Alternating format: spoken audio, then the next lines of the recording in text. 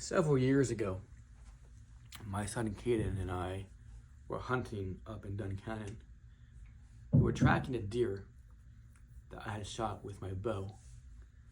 It was getting dark and we couldn't find it by ourselves.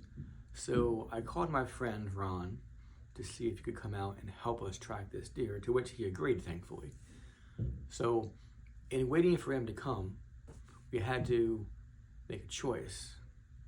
Someone had to stay back at the spot where we tracked the deer last so we wouldn't lose that spot, and one person had to go back through the woods back to the main path to try and find Ron as he arrived.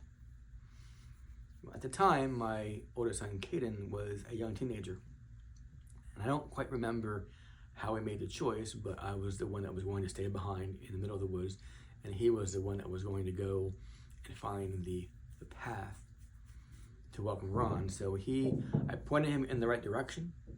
He had a flashlight, and he was scared, but he was brave, and he went. As he walked through there, as he told me the story afterwards, it was getting darker and darker, and his flashlight cut out. So here is a young teenager in the middle of the woods, not quite sure where he's at, with no light, trying to find a path. Now imagine that. You see darkness around me.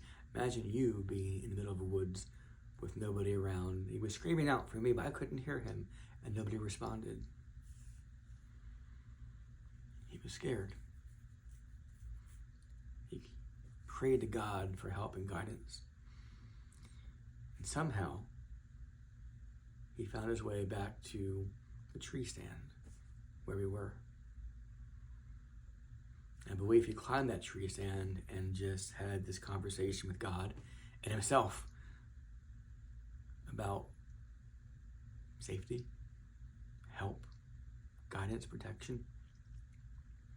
And he waited there, alone, surrounded by darkness.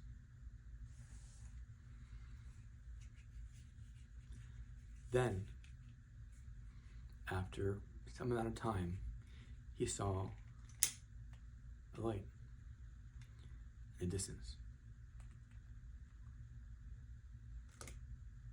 That light was a source of hope.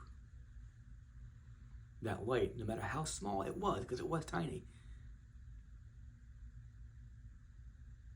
offered direction, represented help.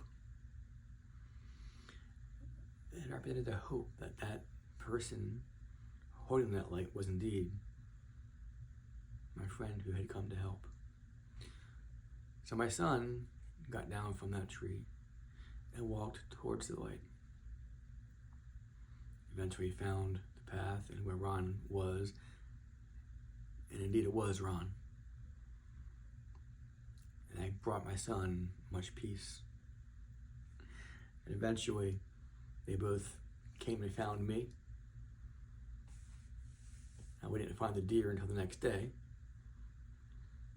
However, a great illustration, point, that light, never underestimate the power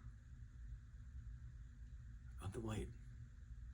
Darkness has no choice but to vanish and flee in the presence of light.